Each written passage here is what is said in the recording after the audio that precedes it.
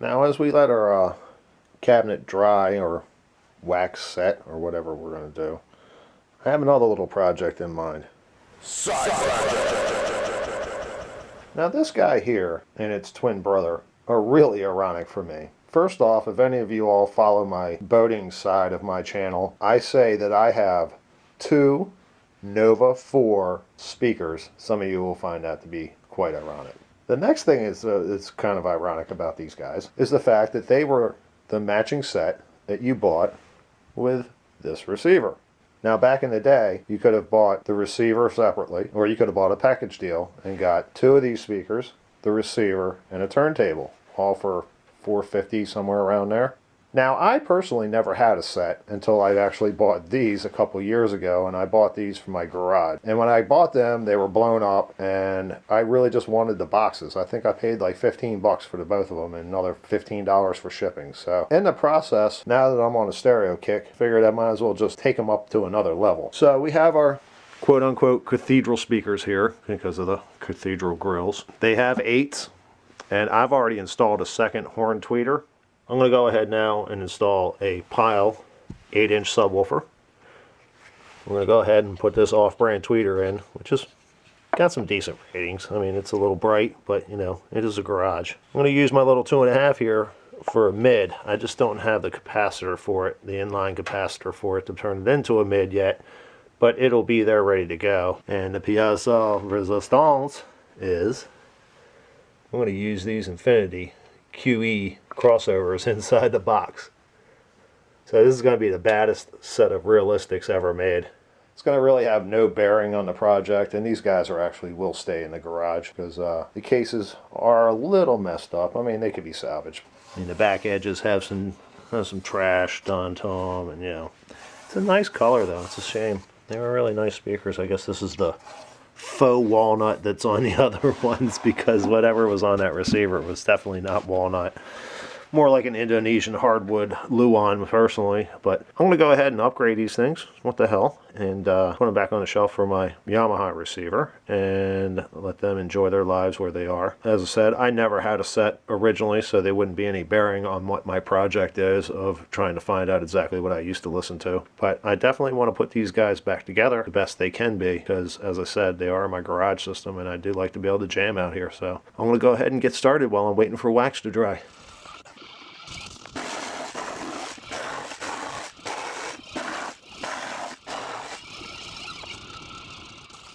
I've gone ahead and installed the crossover. Used a couple screws on each corner here just to hold it flat, and then I hot glued it all the way around. So the whole thing is now sealed all the way around. That's actually hardened up. Oh, where it's real clear at right now, it's still hot as can be. So we're just going to let that set up for a few minutes, and then we'll be able to install our speakers back. Alright, we got our crossovers in. They look good enough, that's for sure. Went ahead and put a coat of wax on the old speakers here, just in case one day we do actually want to try to refinish or do something else with them. I have all this batten left over from a couple of upholstery jobs. I went ahead and I filled the top half a little bit. I didn't block the port down here or anything like that. And I put a thin layer. I mean, this stuff is thin anyway. I mean, it's only yay thick. And put a thin layer along the outside walls. They didn't do that in this original speaker. They just actually did that in the bottom. The back and the bottom there. I just went ahead and did one layer around the outside, used a little spray tack over here, just kind of spray tacked it, let it sit for a few minutes, and that stuff just sticks right up against it and it'll never fall out. I mean, you could pull it off if you wanted to, but it wouldn't, you know, just fall out from sitting there. And as I said, I just filled up pretty much to about here, just with some batting, just to stop, you know, excessive air movement, because we're going to make them piles move. So now I just need to install the speakers. I keep saying that, but this is actually the time I'm going to do it.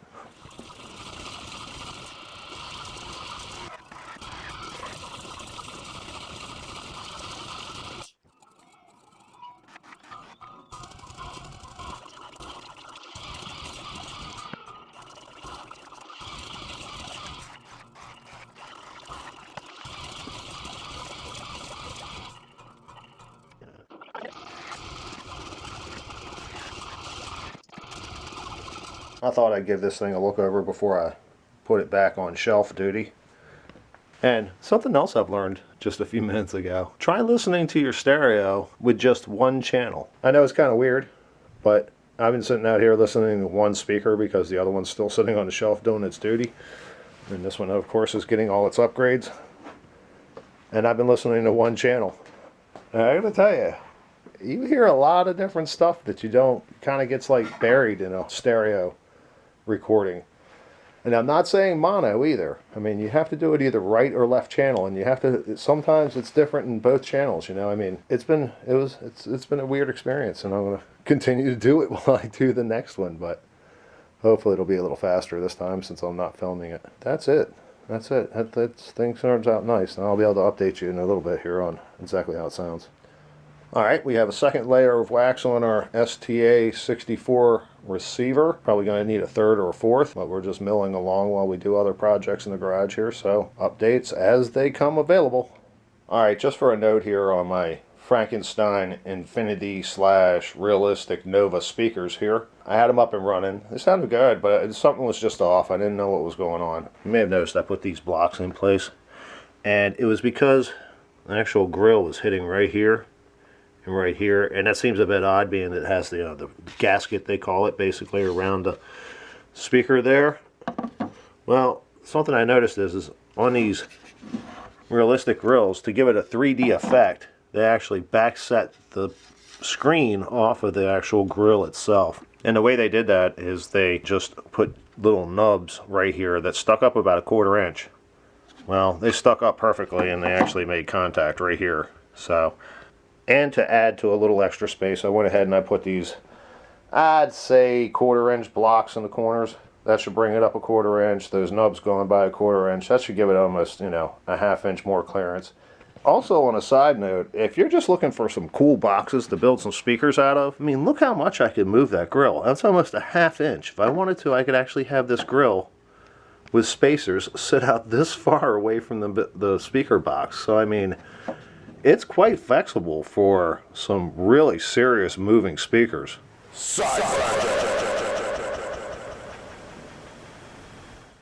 Now we have to get back to this guy.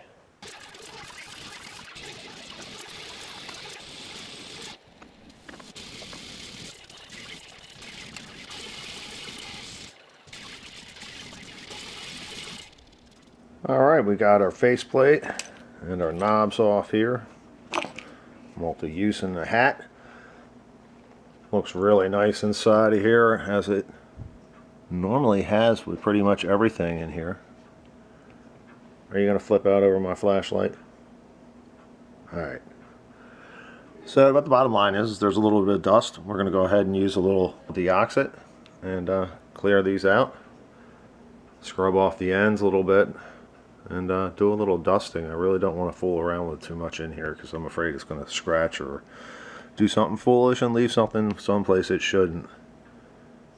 And I'm going to turn the light off now before Abby attacks my receiver.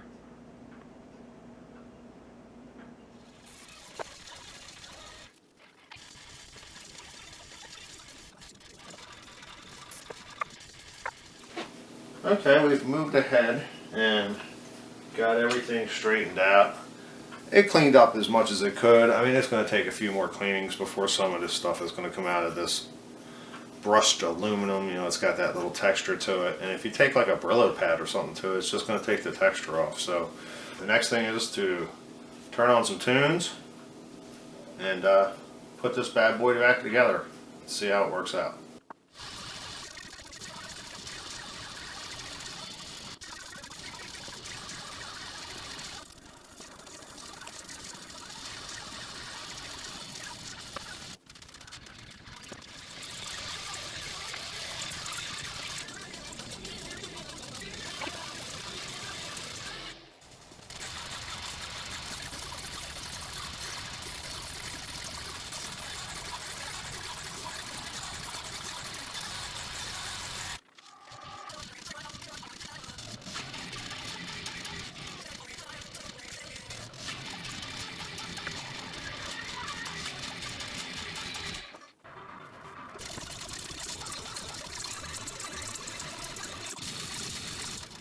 Oh, what can we say? It didn't turn out too bad.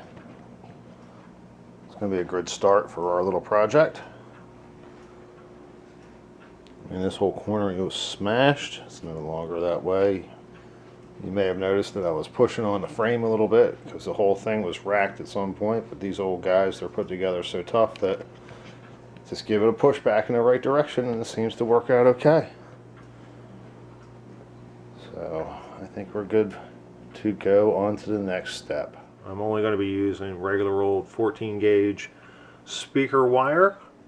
The only thing special I did to the wires that I can really speak of is I actually put ends on terminals on the back of the receiver are steel, and they cut into these wires, and if you keep going on and off like I'm doing, it'll actually start fraying the wires off. So I just thought it easier to put some ends on it, and then I use a little shrink wrap to do a little, identification.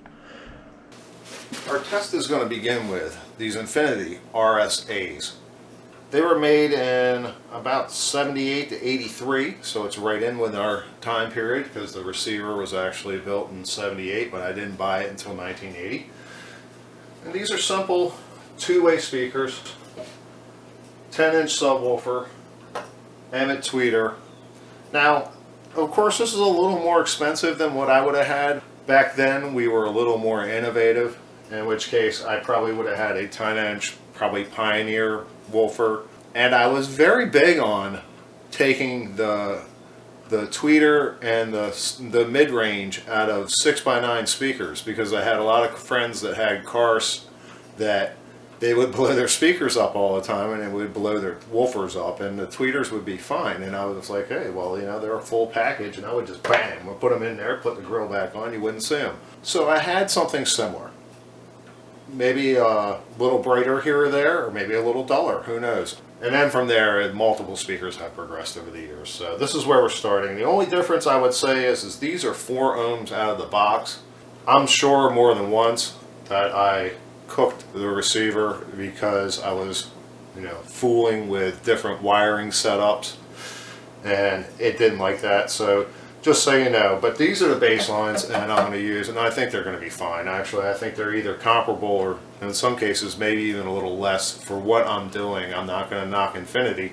I'm just saying that these probably would have went for a 100-watt receiver or something in that nature, not necessarily a 16-watt per channels receiver. So I probably am not even putting enough power, but this is what I have at the moment, and this is what we're going to use. And I think it would, as I said, being that I don't have a, I used a Bose whatever or a Pioneer whatever, I'm going to have to substitute something. We just got real lucky and found the original STA-64 owner's manual. Actually have some real specifications for this thing. The RMS output at 1 kilohertz is 22 watts per channel, less than 1% THD, both channels driven. Every little bit helps. Here is the real specs for all you audiophiles if you want to critique. A couple of the general things that may have been overlooked is, one, it actually is a Quattrovox, and that basically delays the rear channels to simulate a concert effect or a 3D sound kind of effect. They say 16 watts of clean, honest power will drive almost any speaker system. The FM multiplex section employs a newly developed phase lock loop IC. Wideband tuner, even an AM, has overload protection. Factory genuine mounted walnut veneer case, and you don't pay an extra penny. So that's the specs for all you audiophiles. I don't think they look so bad personally. I'm just stopping on this page because I find it amazing with just the few interconnects that they actually have. So there is only one phono, one auxiliary, and the 2 extras are tapes. But look what's all down here. They've got 2 turntables piggybacked into the 8-track player, a cassette player down here piggybacked into a reel-to-reel tape deck.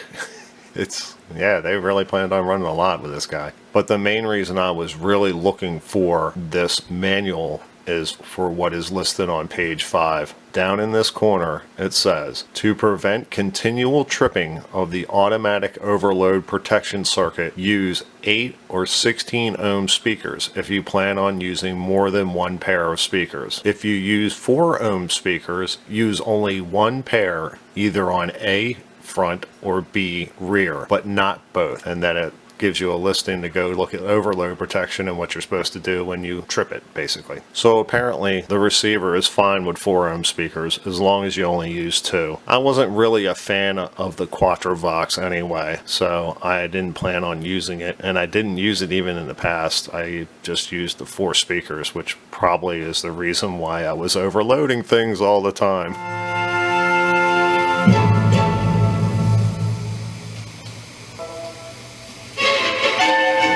I'm looking for my remote control. The first thing I have to say, and I've always known this, there is no replacement like displacement. And what I mean by that is, yes, we are using an Infinity RSa, kind of the basic model of what's behind it, 2 Infinity RS3As. And on top of that, I also have a custom-made Emmett tweeter satellite, I guess you would call it. Even at low volumes, I can go on the next floor up and still hear it. I mean, like, really hear it. These, what was quite loud down here, I would say, or at least loud enough, when I would get to the second floor, they almost disappeared. And there really isn't a replacement for displacement. And I've always said, if you like something, you know, buy another set of them, just set them right next to the first set. And if you like the first set, you're going to love having the second set, that's for sure. Alright, what can we say about this old girl, or old guy? I don't know, it hasn't self-identified. That's never going to go in a video. What can I say about this classic? I know I'm biased, and I'm going to try to set those aside, but this thing is really kind of surprising me.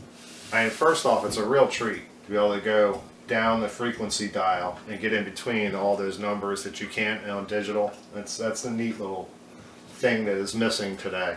A couple things I have noticed that, one, the smaller speaker setup really does affect how you sit and where you sit. I found that sitting on the floor really helped out with the listening, and it really did. These smaller speakers, they do have much smaller ranges where you want to sit at, so that's one thing I did notice. Another thing I also noticed that I'm only using FM now because this is where I started at. I didn't have anything else at the moment. I had other pieces of stereos, you know, there would be like a receiver and an 8-track, so I'd take the 8-track off and just put a box around it, that kind of stuff. But, you know, I wanted something real at 12 years old. So I went out and I worked for it and bought it. As I said, even on the second floor of my mom's house, much closer to the city where a lot of the radio stations are located, I didn't remember the greatest reception, but it does get great reception now with all that in account. Especially since we cleaned it. I mean, I was only getting a couple radio stations here and there. Now I'm getting radio stations up and down the dial. And as I said, it's really fun to be able to take it up and down the dial in between the digital numbers and find there's other stations out there, they're just not ours, so to speak.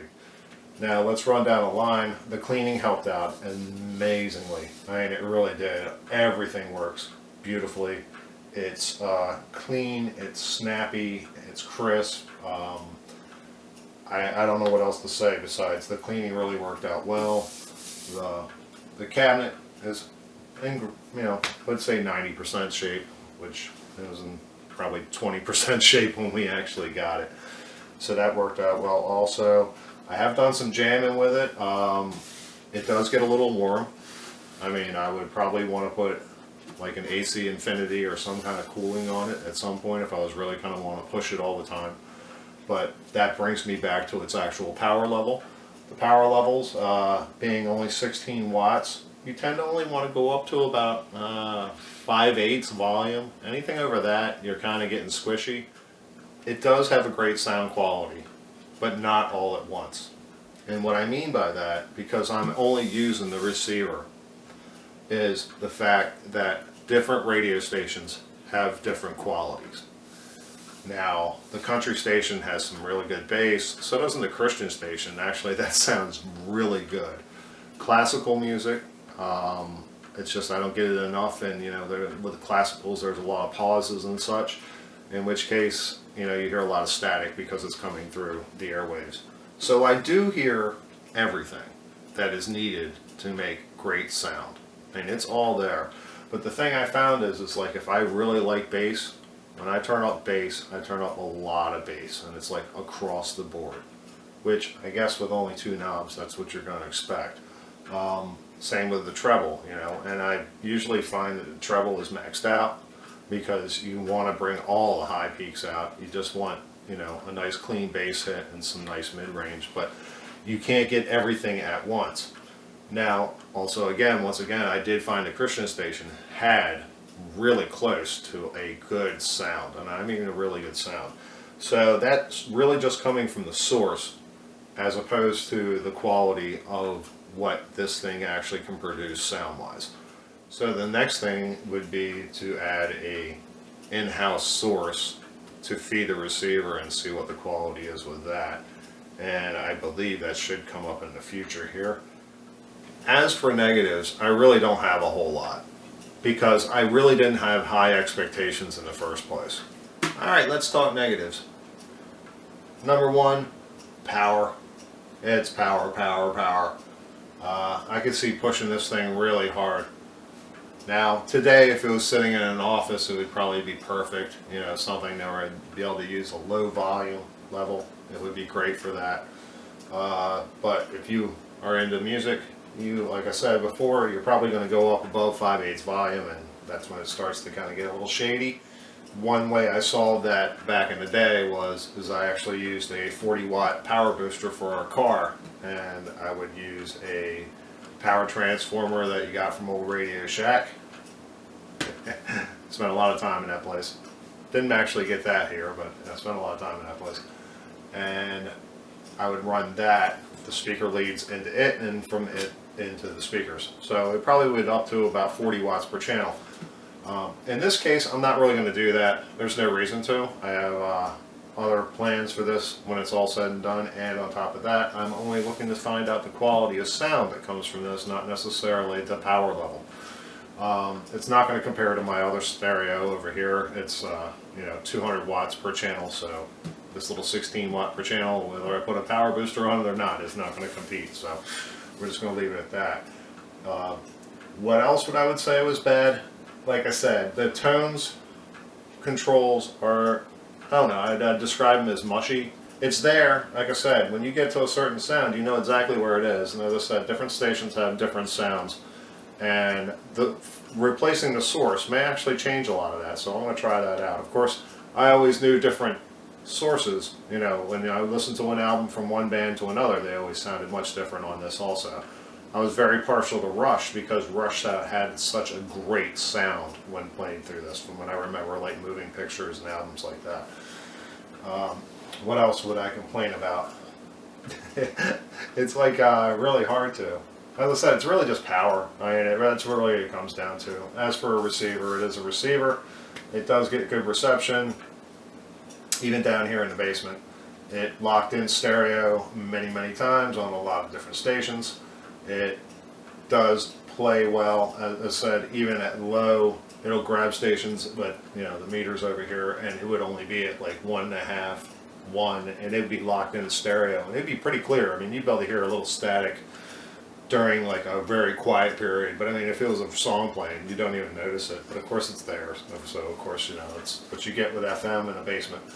As for the sound, I don't know. I really don't want to get into all these audiophile terms. It just sounds really good, and it does. It has a good sound. And as I said, as I find different stations, I find it to be better sound for different things. But my thing is I want the classic rock station to sound as good as the Christian station. So again, listening to FM is really not going to be a real good judgment on the quality of sound. As I said, between the variations between just radio stations, the sound quality will go up and go down. Sadly, some of the classic rock stations really need to step up their game.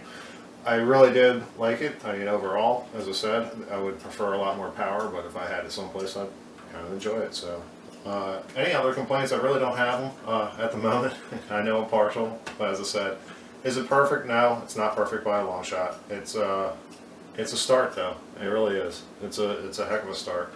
I am looking forward to adding, you know, other pieces to this to see what it actually sounds like when I can actually get a source that's clean, and we'll take it to the next step. For now,